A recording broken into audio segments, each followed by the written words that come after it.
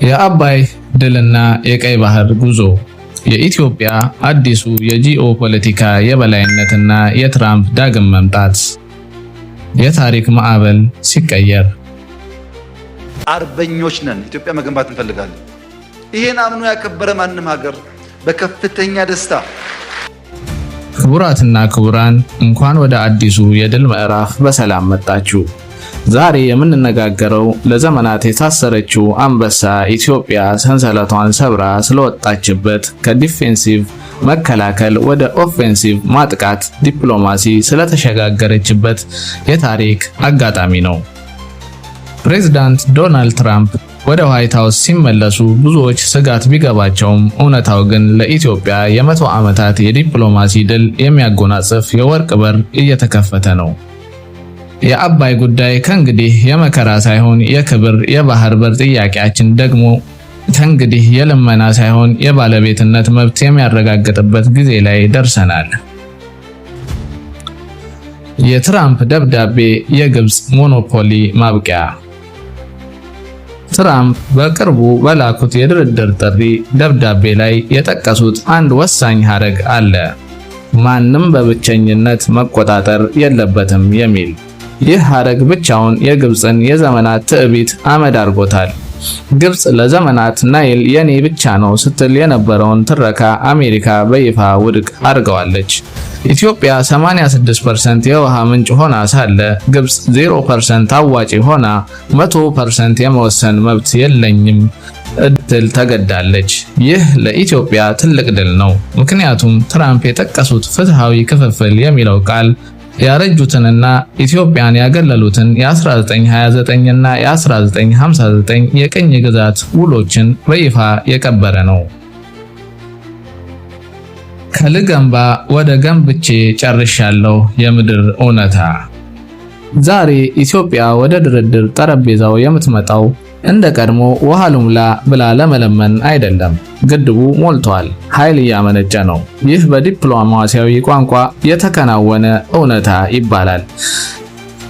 ግብፅ ስታሰራጭ የነበረው ግድቡ የታችኞቹን ሀገራት ያጠፋል የሚለው የሐሰት ፕሮፓጋንዳ በተግባር ውድቅ ሆኗል።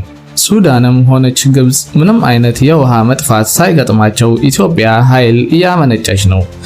ይህ የቴክኒክ የበላይነት በፖለቲካው ጠረጴዛ ላይ ኢትዮጵያን የአንበሳውን ድርሻ እንድትይዝ ያደርጋታል። የአባይ ጉዳይና የቀይ ባህር ባለቤትነት። አሁን ወደ ዋናውና እጅግ አስደሳች ወደ ሆነው ነጥብ እንሻገር።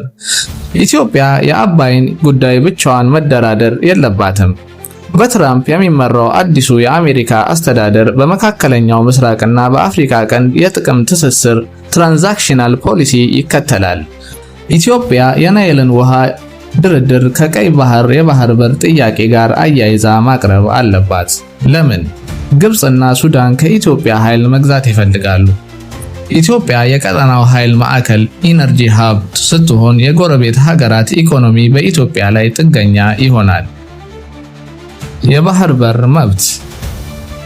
ኢትዮጵያ ያለ ባህር በር መቆየት የለባትም። የታሪክ አጋጣሚው እንደሚያሳየው አሜሪካ በአፍሪካ ቀንድ ሰላምና መረጋጋት ከፈለገች 130 ሚሊዮን ሕዝብ ያላትን ኢትዮጵያን የራሷ ወደብ አሰብ ባለቤት መሆን እንዳለባት ማመን አለባት። የአሰብ ወደብ የኢትዮጵያ ታሪካዊና ሕጋዊ መብት ነው። በትራምፕ የድርድር መድረክ ላይ ኢትዮጵያ ለቀጠናው ኃይል አቀርባለሁ፣ በምላሹ ግን የኢኮኖሚ ህልውና የሆነው የባህር በር ባለቤትነቴ ሊረጋገጥ ይገባል የሚል ጠንካራ ካርድ ይዛ መቅረብ አለባት። አሜሪካ ለግብፅ የምታደርገውን ውለታ ለኢትዮጵያ ደግሞ በባህር በር ባለቤትነት ልታካክስ ይገባታል።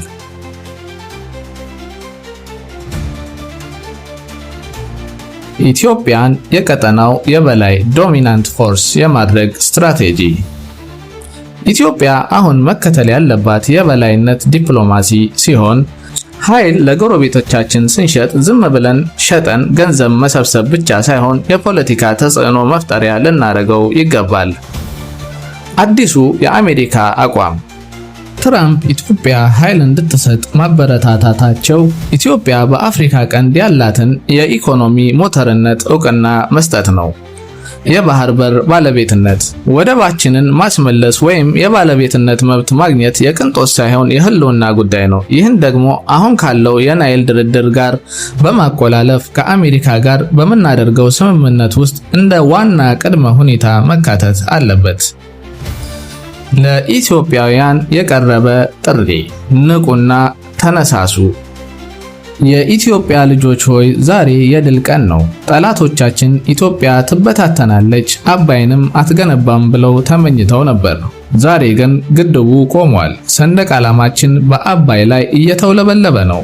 ቀጣዩ ምዕራፍ የባህር በር ባለቤትነታችንን ማረጋገጥ ነው። ይህን ለማድረግ ግን ውስጣዊ አንድነት ወሳኝ ነው። ዲፕሎማሲያችን ጠንካራ እንዲሆን የቤት ስራችንን መስራት አለብን። ትራምፕ ለድርድር ሲጠሩን እኛ የምንሄደው በልመና ሳይሆን በሚሊዮኖች ድምፅ፣ በታላቅ ታሪክና በምድር ላይ ባለ እውነታ ተደግፈን ነው። ማጠቃለያ፣ የወርቅ ዘመን ተመልሷል። በአጠቃላይ የትራምፕ መመለስና የአባይ ድርድር መጀመር ለኢትዮጵያ ታሪካዊ አጋጣሚ ነው። ግብጽ ቪቶ ስልጣኗን አጥታለች። ኢትዮጵያ የውሃው ባለቤትነቷን በተግባር አረጋግጣለች። የባህር በር ጥያቄያችን በዓለም አቀፍ መድረክ የሚደመጥበት ጊዜ ደርሷል። ኢትዮጵያ ለዘላለም ትኑር።